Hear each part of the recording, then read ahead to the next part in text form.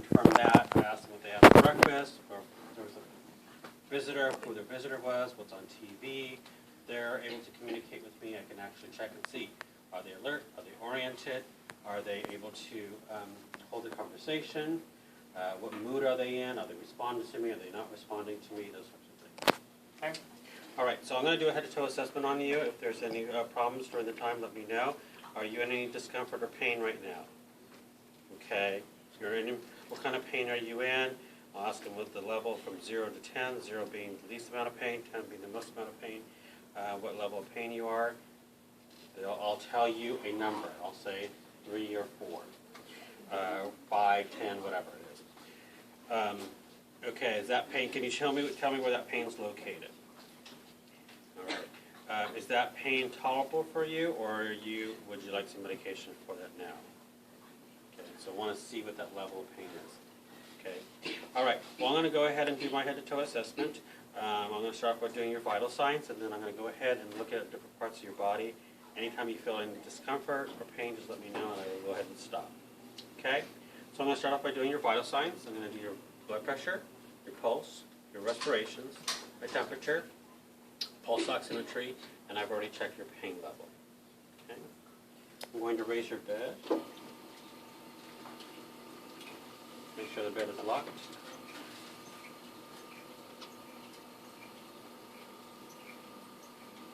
Okay. Do you have any kind of headaches or any pain in your head? Okay.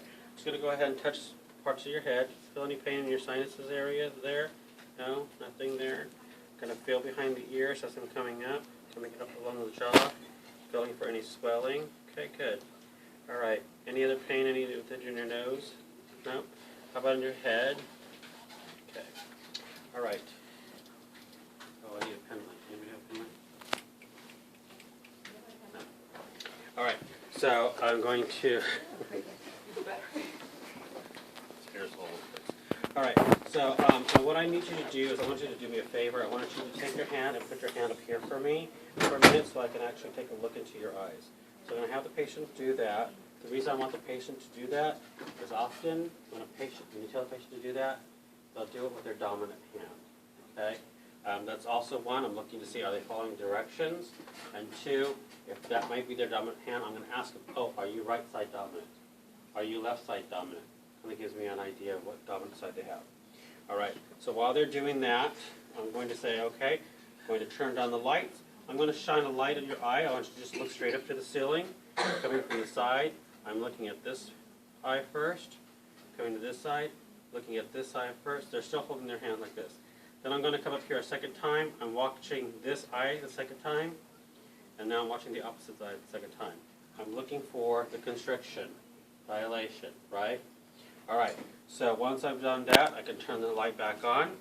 I'm going to tell the patient I need you to focus on this pencil, and I don't want you to move your head, just move your eyes, okay?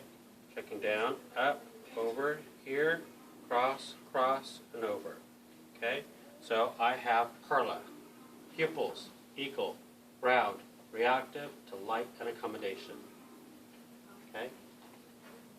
All right. Have my light, so I'm going to go ahead and check inside to the nares and see. If the patient has oxygen, I'm going to go ahead and disconnect it and double check to see if there's any kind of breakdown. If they have oxygen on, I'm going to really check behind the ears to see if there's any kind of breakdown, looking also for any kind of discharge that may be coming from the ears. Put the oxygen back on, make sure it's here, and make sure there's no skin breakdown underneath. Follow along the oxygen and make sure the oxygen is at the amount it's supposed to be that it's ordered, 2 liters or more. Come back to the mouth. I'm going to look at the mouth, general inspection to see what the lips, if they're dry or they're cracked. Okay? Go ahead and tell the patient to open their mouth, and look inside their mouth, looking for any kind of thrush or candidus, to see if there's anything going on. It's also looking at general inspection of the teeth and the tongue. Okay? Any kind of white patches or like that along the sides of the mouth. Right? So I'm doing that. If the patient is able to drink or is not NPO, I'll have them take a sip of water at this point. I can see if they're swallowing okay. If they're NPO, then I'm not going to do that. Okay? Stupid hair. She's shedding hair. Okay. All right, so I'm going to come down here. I'm telling the patient, I want you to do me a favor and turn your head this way. I'm looking for any kind of JVD on this side. Have your head turned this way also, looking to see if there's any JVD. Okay? Going to have here, go ahead and shrug your shoulders for me, and I'm applying a little pressure here. See if they can shrug their shoulders. Have them smile and frown. Okay? Checking their cranial nerves here. Going ahead and for an older person, for skin trigger, I'm going to have them check the top part up here with the skin. So I'll just use their gown for right now. See if it's there. If it's tenting like that, okay, it's possible dehydration. On an elderly person, you're going to sometimes have skin tenting because they lose elasticity in their skin. So you have to double check, is it dehydration or is that elasticity? Okay? For a younger person, we'll test it here on their hand. Okay? All right. I'm going to come down a little bit. I'm doing general inspection and looking at her upper shoulders. I'm going to pull down your gown a little bit here. Okay? And I'm just going to look here. Okay? I'm going to have my stethoscope ready to go. And I'm going to listen to your lung sounds, and I'm going to listen to your heart sounds. So I'm going to come up here. I'm going to auscultate. Take a deep breath. Take a deep breath. Take a deep breath. And again. And again. And again. Okay, you're going to come down and pull your gown up.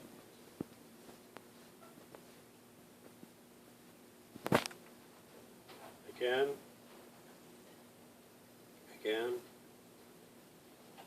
Again.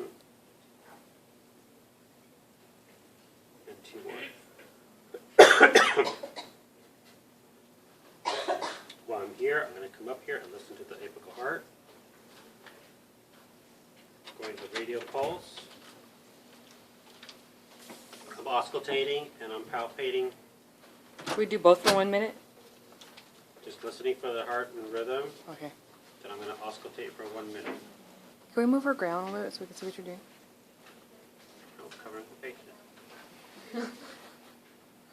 Okay. So I'm going to go ahead and now come to the extremity. I'm going to look at the patient's arm, feeling for any lumps, bumps, or bruises, checking for skin coloration and temperature, coming all the way down. I'm going to feel the radial pulse. Over here, feel the radial pulse. Okay. Come down. Going to check cap refill. Should be less than 3 seconds. 3 seconds. Okay. Same thing here. Is that everything? No. Okay. Do the bilateral check. Okay. I'm going to go ahead and have you push your hands up. Okay. Go ahead and push your hands down. Go ahead and squeeze my fingers as tight as you can. Okay. I want you to do me a favor and just raise your hands up. Turn your hands up. Turn your back. Wiggle your fingers. Raise your hands as high as you can. And bring them back down. All right? Okay, so I'm going to come down here to the abdominal area. I'm going to inspect. I'm doing my observation. Looking at the area. When's the last time you had a bowel movement? I want to note that the time that she said. If she said yesterday, I'm going to say, okay, yesterday when you had a bowel movement, what was it like? Was it a regular bowel movement? Was it formed? Was it runny? How often do you go? Do you normally go every day? Establish that routine, okay? Because you want to find out if the patient is off through their routine. Do they normally go every day? Do they normally go every other day? What was it like? We want to make sure that is there eventual problem with constipation or infection. So we want to establish that. Especially if the patient has Lovenox injections or is a diabetic, we want to note the abdominal area because that's where we're going to give our injections. So we're going to look, see, do you see any bruising or any scar tissue? Okay? Okay, I'm going to go ahead and take a listen. Right lower quadrant. Right upper. Left upper. Left lower.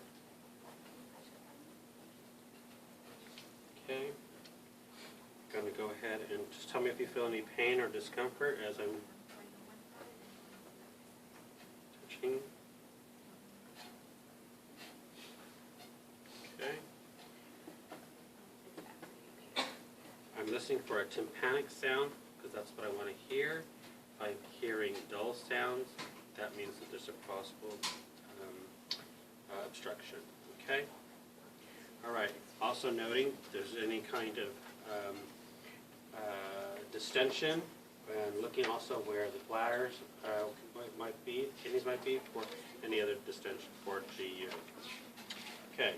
If the patient has a Foley catheter, which this one does not, if the patient has a Foley catheter, then I'm going to put on my gloves, come in.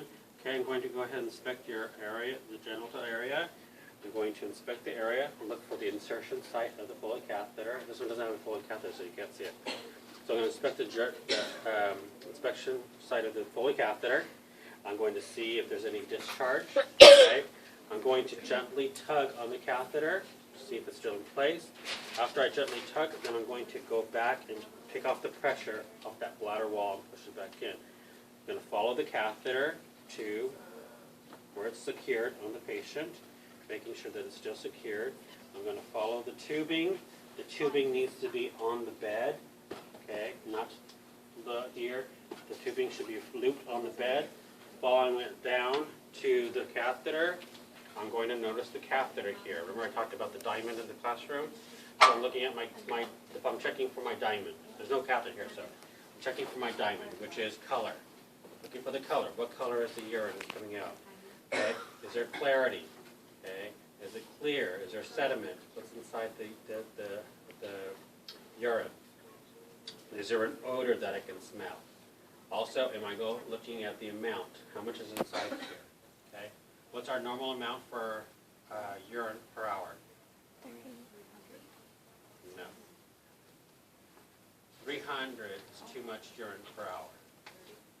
30, okay, at least 30 mLs per hour. So I want to make sure that whenever this last time it was changed or whatever, that I'm having about that amount, depending on if they're an IV or not. Okay, so look at the color, clarity, odor, amount, and then I'm also going to come back and to notice that on the Foley catheter, there is a number on the Foley catheter. I want to know that number. 14 French, 16 French, that's the size of catheter that's inserted. So you need to note that. And there's also another number. It's either 10 mLs or 5 mLs, which is the amount of saline that's in the balloon that's holding the catheter in place. Okay? So we note that. If the patient does not have a Foley catheter, like this one doesn't, then I'm going to say, Mrs. Chang, do you have, when's the last time you went to the restroom? Last time you went to the restroom, was there any burning or pain during urination? Okay. Did you notice the color? What color was it? Did you go your normal amount? Was there any kind of blood or sediment or anything inside the urine? Okay. All right. They can urinate by themselves. They can go. I need to ask that step. I don't need to inspect the genital area. If they did say that there was some burning sensation or something pain during urination, that I would put my gloves on, and I'm going to come here and double check and look at the area to see if there's any infection or inflammation or discharge. Okay? All right, so I'm going to continue down my extremities here. And I'm going to look at the leg. So I'm coming down the leg. I'm feeling down this leg all the way down. As it's coming down, I'm feeling for the pulses. I'm continuing to feeling down the extremity. I'm feeling for any warmth and any lumps, bumps, or bruises. This is how I'm checking for my DVT. Okay? I don't know if they taught you Hohenstein, but we don't do Hohenstein any longer, so we still need to go here and actually feel. If the person has a clot, then you would actually feel the bubble. Plus, you're going to feel warmth in that area. And the patient's going to have pain. Okay? So you're going to feel that. You're not going to massage it. You're not going to do anything. You're going to dislodge that clot. Okay? So you're just going to feel for that area, come down the extremity all the way down. I'm also noting the color, the temperature of the leg, looking for any kind of edema. Okay, if there's any edema here. Okay, going to the toes, I'm going to check my calf refill. Okay, I want them to go ahead and push down, and I want them to push up. Okay, I'm going to grab them by their large joints. Let's go ahead and move your leg up and down, checking for range of motion. Okay, and while I'm doing that, I'm going to come down here and inspect the heel for any kind of breakdown. Come down this side, the other side of the bed.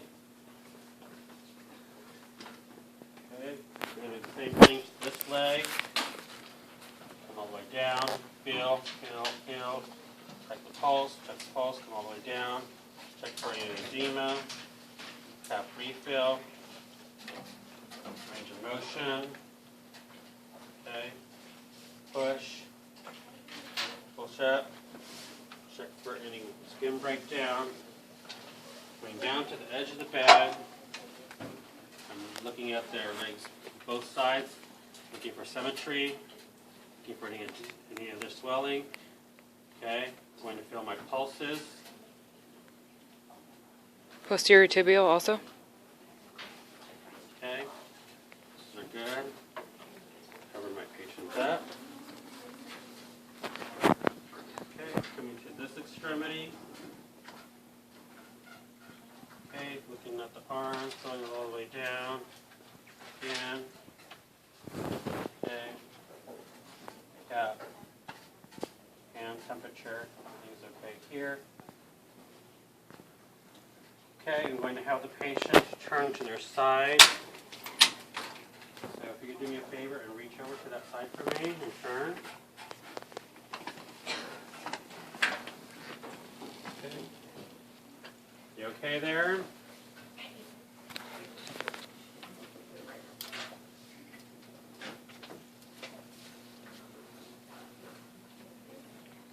Listen to my lung sounds. Take a deep breath. Deep breath. Again. Again. Okay.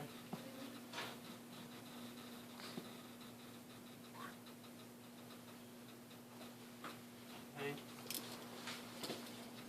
Going to check all the bony prominences, looking for any kind of breakdown. I'm checking the buttocks, looking for the coccyx area, looking for any redness areas around the lower part of the legs. Okay. Making sure the patient's okay. Okay. If I see a red area, I'm going to push on it to check for any blanching. Okay, turn back over here. Get you covered up.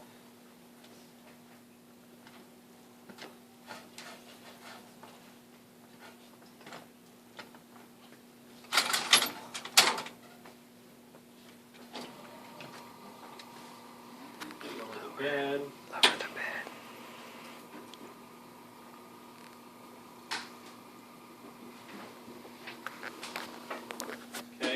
She had an IV site.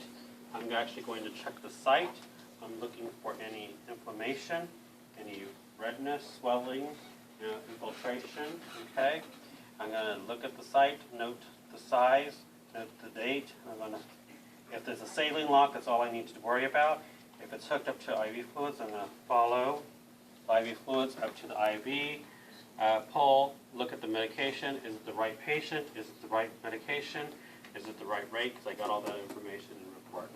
Okay. Okay. Give her the call light. Make sure the bed's down, and I'm done. Are you gonna clean the diaphragm with alcohol, or you don't have to when you use? I'm assuming you've done all that before you got to your patient's room. Okay. Okay. Questions?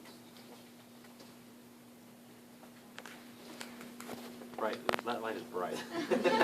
Is my light on? Yeah. I don't know how to turn it off. I'm sorry. Blinding me the whole time. I'll plug it. I don't know how to turn it off. No wonder my battery's dying. One over that wasn't on a paper. Now, What thing? are we like What thing? accountable for that? What thing? Just certain like examinations. What thing? Those paper right there that Range of behind. motion Huh? and range of motion and stuff like that. Well, you're checking for gait. Yeah. That's the way of checking for your strength, your lower extremity strength. Are they able to